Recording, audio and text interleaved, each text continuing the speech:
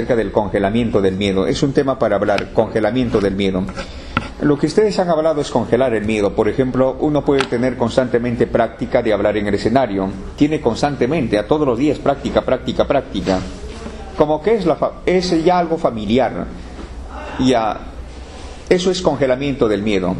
Otro de los congelamientos del miedo es acostumbrarse o pensar positivamente todos los días: no tengo miedo. Entonces congelamos el miedo, lo paralizamos, lo congelamos, pero no hemos entendido. Con la concentración se congela el miedo. Otra cosa para no tener miedo es esto. Por ejemplo, en las Fuerzas Armadas se adoctrina, se ejercitan para ser valientes, para no tener miedo. Eso significa de que le obligan a hacer experimentos, a sacrificar a algunos animales que han criado, y están constantemente viendo sangre para no tener miedo. Ya, eso se llama congelamiento del miedo. Pero este congelamiento lleva a lo siguiente.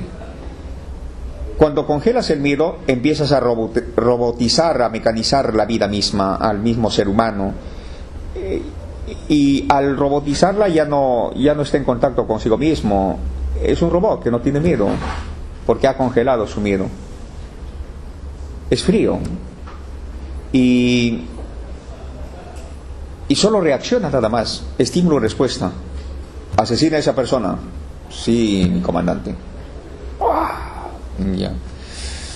¿Ve? Como congelamiento del miedo. Desvístete.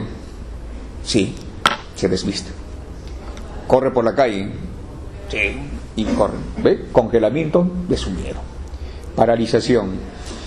Y esto se usa así, son dirigidos, son incentivados, son arrastrados a matar o a guerrear.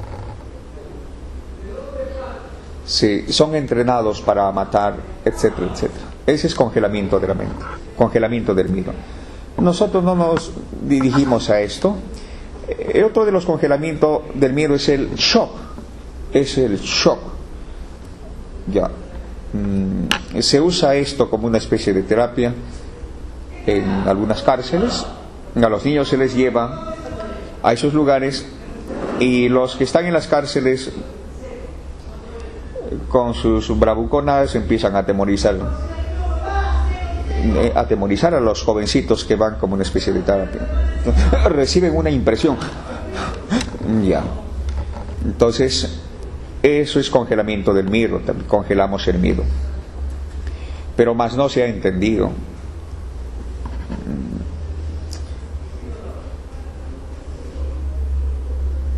Entonces el miedo no tiene por costumbre y no por entendimiento, por impresión. Por ejemplo, no hace mucho, una mamá trajo a su pequeño, y como también hay oratoria para niños que estoy dictando, pequeños, los sábados. Entonces, está llorando, profesor, ¿qué hago? Le digo que entra, pero no quiere entrar. Pase con su hijo, siéntese en la parte de atrás. Me acerco y digo: no vas a participar, solo nos acompañas con tu presencia. Ya. Toma este material. Le entregué una separata y ahí estaban con su mami. No. Mientras tanto estábamos con los otros niños participando. Y le dije: cuando quieres participas, ¿ya? Si no, solo nos acompañas. Listo. Pasó más o menos 1 hora y media, 2 horas. Se acerca: profesor, ¿puedo participar? ¿No? Claro, participa. ¿Ve? Entonces empezó a participar por sí mismo. No hay premio, no hay castigo, y toda la participación de los niños son espontáneos. Quiero participar, profesor. Me comunican cuando ya están listos para participar, me informan, pero tienen estos ejercicios para repasar y ensayarlo. Ya. Me comunican. ¿Hay alguien que quiere comunicarme? No hay. Bien, seguir esperando. Y por ahí: profesor, ¿puedo participar? Claro, adelante. Yo también. Entonces todo se vuelve espontáneo, natural.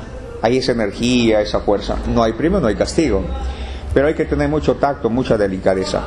No se ha usado el shock. El shock. ¿Qué pasaba si presionabas para que participe el niño? ¿Qué hubiera ocurrido? Participa. Participa, te dije que participaras. Adelante, vamos. Ya. Bien. Eso genera un shock, una impresión psicológica que paraliza su espontaneidad y su naturalidad. También para eso hay que tener mucho tacto, mucha delicadeza. Entonces, ¿a qué tenemos miedo? Hablé sobre el congelamiento del miedo, pero hoy no nos vamos a quedar ahí, sino ¿a qué tenemos miedo? No es la A ni la B, solo hay que agregar una palabrita. Tenemos miedo no a la alternativa A, a lo conocido no, a lo desconocido no. Tenemos miedo a ya no estar con lo conocido.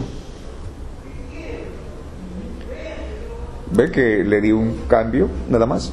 Tenemos miedo a ya no estar con lo conocido. Por ejemplo, usted no tiene miedo a perder la vista.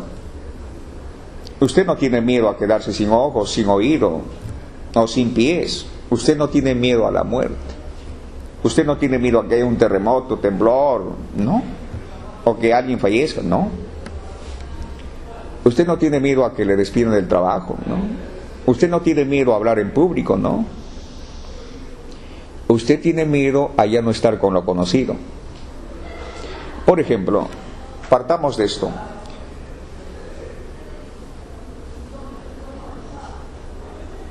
Ojos. ¿A qué tengo miedo? Claro, a todo lo que conoce y lo que hace con los ojos. A desprenderse, a desatar. O sea, imagínense que alguien se va a quedar sin ojos. Vas a estar pensando en todo lo que hacías con los ojos y que ya no los vas a ver. Entonces tienes miedo a ya no estar con lo conocido, con lo que hace con los ojos. ¿Qué hace con los ojos? Distingues los colores. ¿Qué más haces?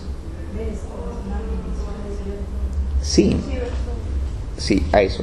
Usted no tiene miedo a quedarse sin oídos. ¿A qué tiene miedo? A ya no estar con lo conocido. En estos casos, ¿qué vendría a ser? Todo lo que hace con el oído. ¿Cuál es? Todo lo que hace.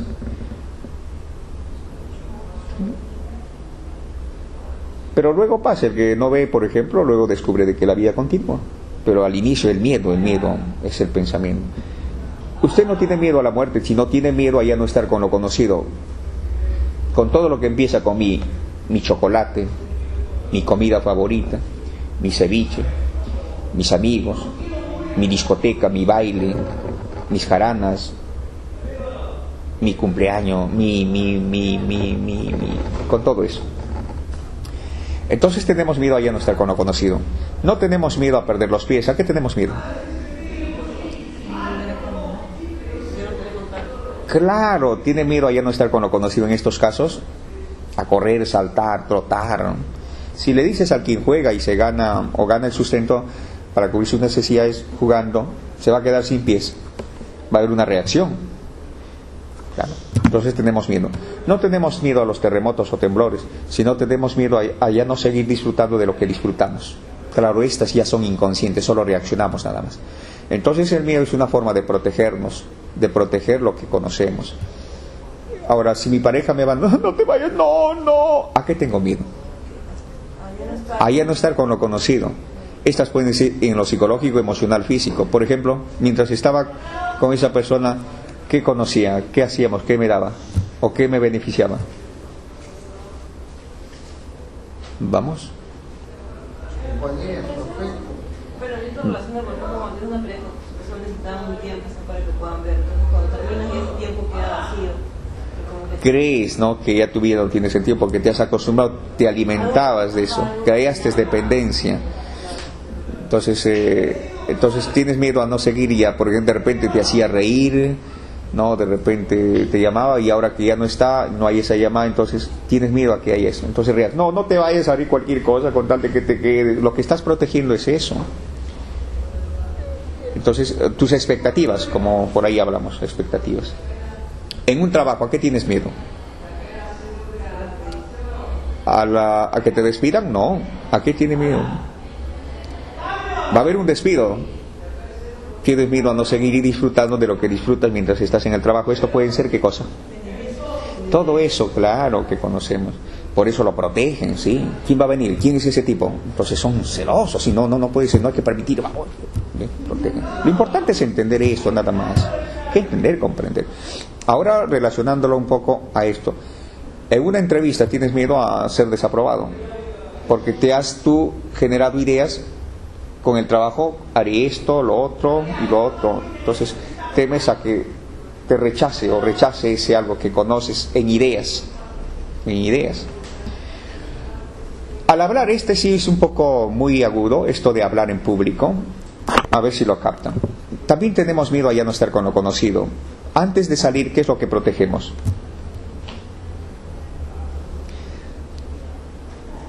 Todos, claro, tenemos miedo a una desaprobación. Por ejemplo, antes de salir, tienes que participar, usted es gerente de una empresa. Es que nunca le han visto participar. No, nunca me han visto, pero tienen una imagen bonita de mí. Creen que yo hablo, creen, pero nunca he hablado. ¿Y qué estoy protegiendo? Cuando alguien me dice, habla, no voy a hablar, ¿qué estoy protegiendo? Mi imagen, lo que conozco, lo que disfruto.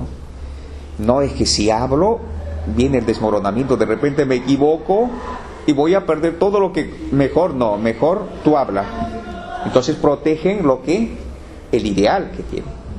Eso es lo que protegemos. Por eso dice, se ríen, temo una desaprobación, temo que se rían de mí. ¿Ve? Esa es la... Pero, si no protegieses nada, ni te sintieses importante, ni inferior, ni superior, entonces no tendrías nada que perder, nada que proteger. Pero como todos protegemos algo, vuestro honor, vuestra reputación, vuestro prestigio, entonces lo cuidamos.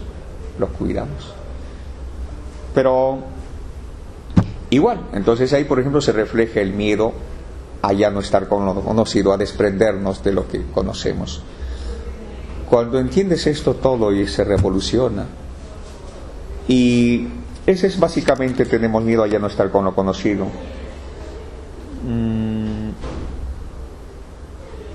Ahora, ¿alguna pregunta de parte de ustedes? ¿Tenemos miedo a la oscuridad? No, la oscuridad es ausencia de luz. ¿Pero a qué tenemos miedo? Veamos a ver, de la oscuridad tenemos muchas cosas, imágenes, ideas que nos hemos grabado. ¿Y qué ocurre cuando ingreso a un lugar oscuro? Pienso en demonios, ¿no? En realidad, claro, al reaccionar de esa manera, ¿qué estoy protegiendo? No, me va a matar o me va a hacer algo y no quiero que me haga eso, porque en el fondo estoy protegiendo de que de repente en vida yo disfruto de algo, entonces eso estoy protegiendo mediante esta reacción. Es interesante esto, entonces ponga un poco más atención a sus reacciones. Entonces ya no hemos hablado de congelar el miedo, sino hemos ido un poquito más allá. ¿Ven?